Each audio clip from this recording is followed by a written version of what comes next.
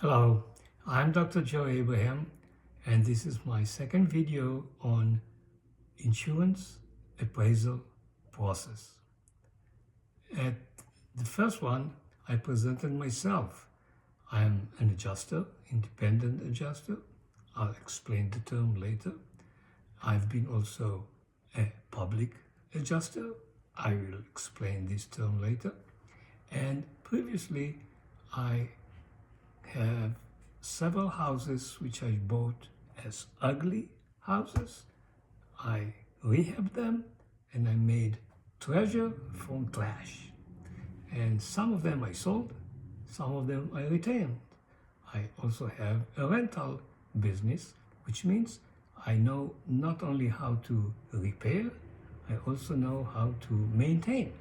And maintenance is a very important part in the insurance life of a property. If it's not maintained right, the insurance does not cover it.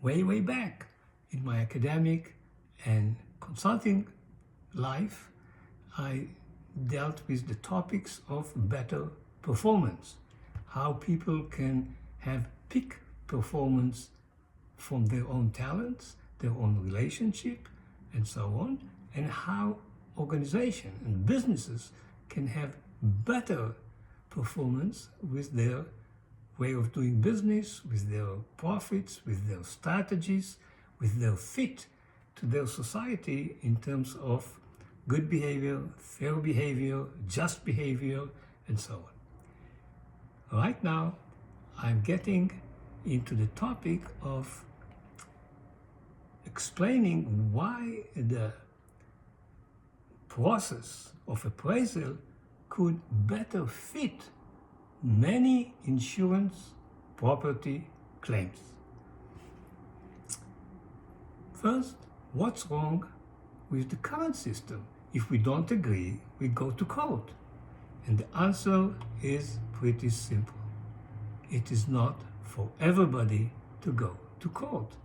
It is very expensive, takes a long time, more than weeks, more than months.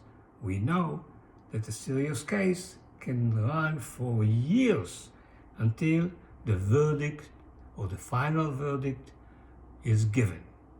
So in order to find a better solution that fits more and more cases, I will dig now into some numbers and show you what is the damage volume and the damage type of property claims. According to the information I got, and now parentheses, these days the AI is a tool to gather all kinds of summaries. The AI is not a smart, intelligent, amazing guy or people. No. It's a funnel. It's something that can dig a lot of information and process it and gives you some kind of summary.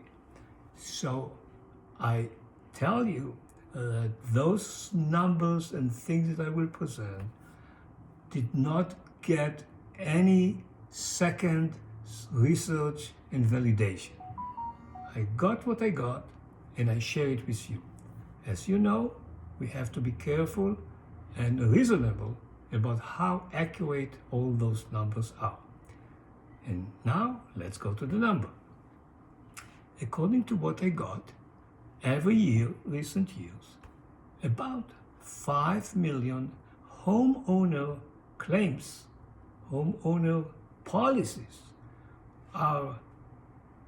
became claim.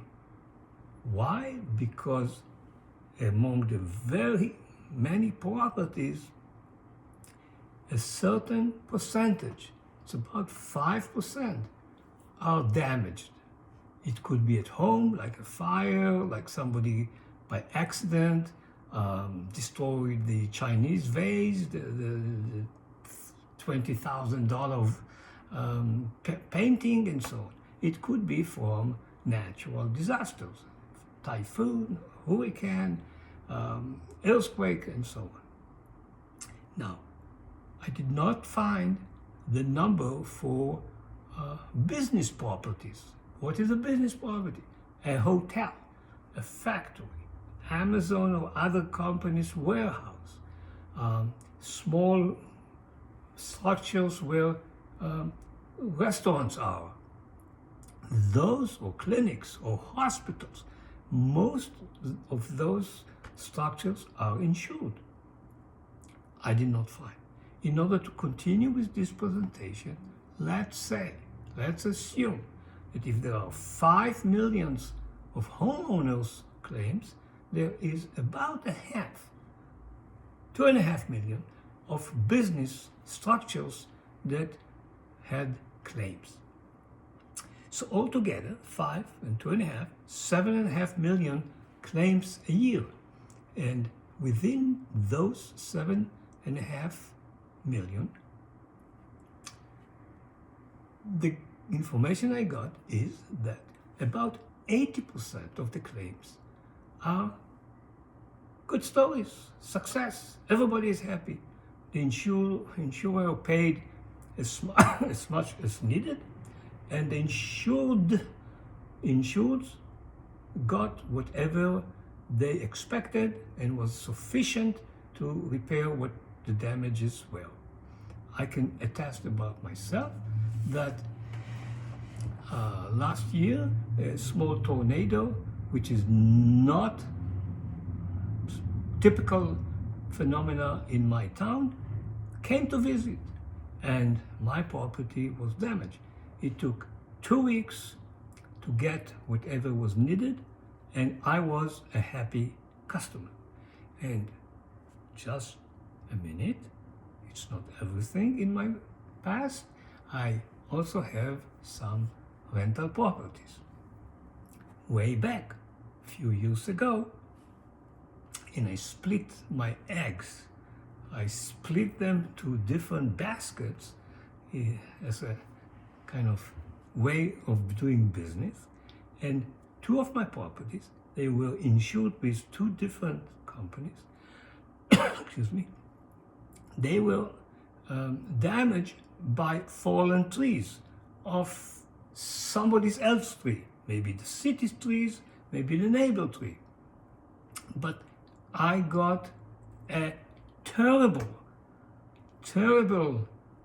4, 5, 6 months of life because of those events. What does it say? It says that it could be that a 10,000 damage was solved nicely, and I'm happy and move on. But 2 events of $5,000 damage, I was yelling and crying and complaining and sending letter to whoever I could and tell whoever neighbor that I met how miserable I am. The magnitude of being unhappy is way larger than the magnitude of thank you, which means that a quick way to resolve the difference between my estimate and the insurance company estimate, a quick way is better for both sides. And the whole presentation, at the end of every session, I will say this process is not just for the small guy like me. It's also for the big sharks or the big mammoth or the big whatever, the insurance companies. Let's move on.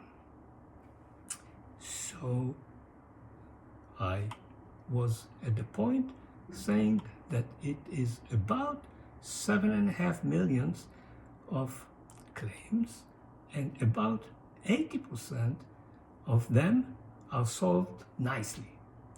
20% of those 7.5, which is about 1.5 million claims, people are not happy. Even the insurance company are not happy because they have to deal with them on and on and on and on. And as we say in the business, time is money. So what about those 1.5 million of unhappy claims. 65% of those are about how lousy the insurance adjusters are.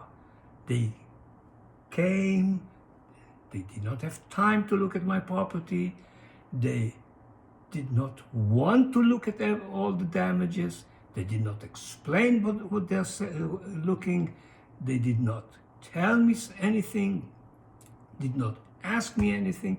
Those were the complaints about the processes that they experienced. And the other 35% were claims or complaints about how the insurance company, as an institution, as a business that we dealt with, reacted. They were not listening, they offered lowball offers, they were, even if they agreed to pay, they were too slow, delay.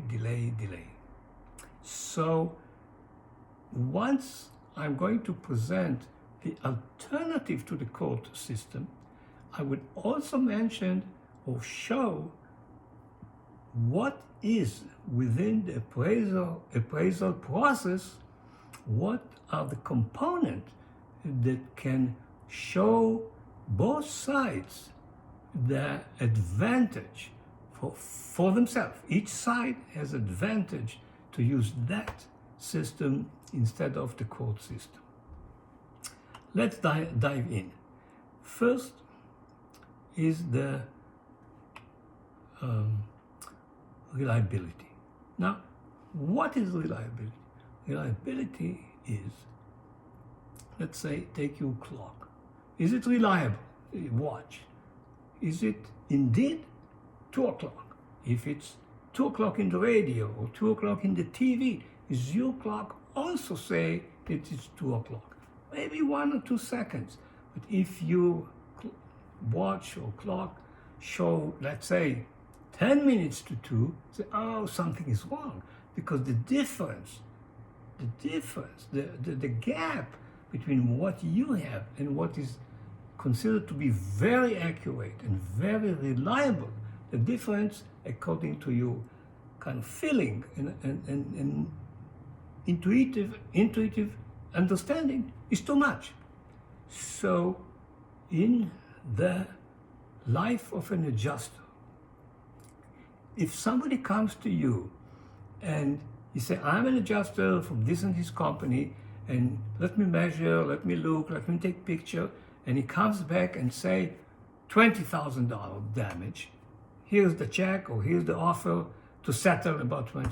If this number is far away, it means that something is not reliable.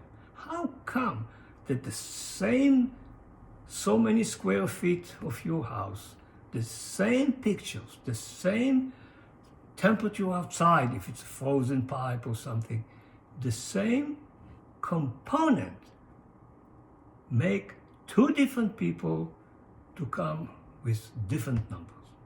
I will get to that on the other videos, but for today I would to mention that the appraisal process offer a solution that has inside a built-in system for better reliability.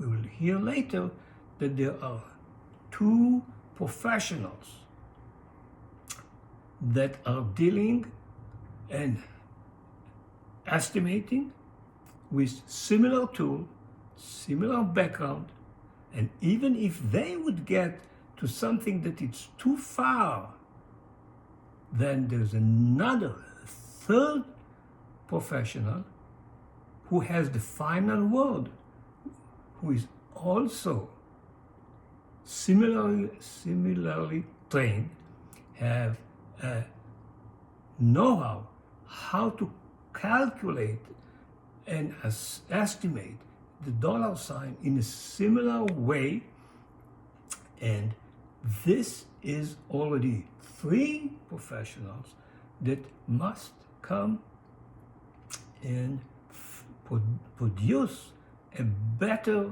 number than his side or this side. The second component is the efficiency. As I elaborated earlier, the court system both expensive, it means to fly from here to here is a lot of money, and is slow motion.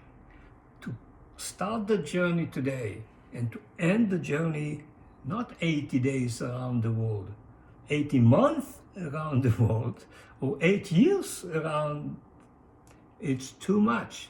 The average people like Joe, even if it's a Dr. Joe, I cannot wait 80 months to get a fair amount of compensation for the policy that I paid good money for. I just have to fix it now because I have only one house. I have so many days that I can put tarp on my roof and all kind of boarding my windows. I need to have a quicker solution. And the efficiency is measured both by money, how expensive or inexpensive the process, and time, how long or short is the time. The other component is the way to put the story behind us. In the term that I use is enforceable, to enforce something, to finalize something, to make it done. In the court system, there's always a way to say, I don't agree, let's go to the higher level. I'm not talking about going to the Supreme Court, although some cases went to the Supreme Court. This is really journey for years and tons of money. But even to go to the higher level from the small claim court to the state, to the county level, to the state level, to the federal level, all those systems that are sometimes very important to make things look and appear and become a good justice product. Sometimes the time and the more and more layers and levels are hard to live by. The simple cases need simple and immediate solution. And the process of appraisal has a very clear and quick ending. Once the 2 representatives, I will explain in a minute, are done and cannot get into an agreement, the third one, the name is umpire, which immediately I will explain, takes the navigation, and within a short time the decision is done. And it's very, very hard. I don't know about more than few in a year cases that they were challenged in the court and were not accepted and were not paid according to what the insurance appraisal process has decided. Let me explain with more formal reading of the process in a minute. So I'm coming to the area where I wrote my notes that the property appraisal process is handled by the insured representative who must be first independent. It means it's not my employer, it's not my brother. Independent means has a free judgment, not pushed by any means of relationship or money, and has to be competent. Competent, it means fit to the case. If my representative would be a smart guy in the computer gig, but I'm talking about how much is to rebuild my roof, he's not competent. He may be independent, maybe a good brain, and can assess things, but he's not competent to assess the component of my roof. The same goes with the umpire. The insurance company will have an independent person, let's say an adjuster, not a staff adjuster. Staff adjuster, a person that is employee in their company. An independent adjuster. Independent adjuster means a licensed adjuster that is not affiliated to the company. He was hired as a temporary vendor that gives a service, like maybe an accountant or a lawyer that comes and for a fee does a case for the insurance company or for the insured. The insured representative, insured appraiser, and the insurer appraiser are both independent excuse me, and competent to the case. They pick a third party who would be the umpire. Umpire will take the lead if both are not in agreement within a very short time. In other videos, I will explain what is a short time and how to choose a competent appraiser. But for this video, I want to go back to the alternative, the court alternative. When you go to the court, you do choose your lawyer, but you know that the lawyer is an expensive person. The appraiser that I choose as an insured, or the appraiser that the insurance company choose as their appraiser, would not charge as high as the lawyer. Maybe half, maybe less than half. If somebody charges $150, $200 an hour, okay. Most lawyers would charge double and more to represent you. And also the time. I, as a customer, have more control because I would tell my representative, the appraiser that I picked, how much to negotiate or how much to go to the third party and say, enough of negotiation. I don't want to spend my time to pay you to negotiate because I see no result. Let's go to the third party. To summarize,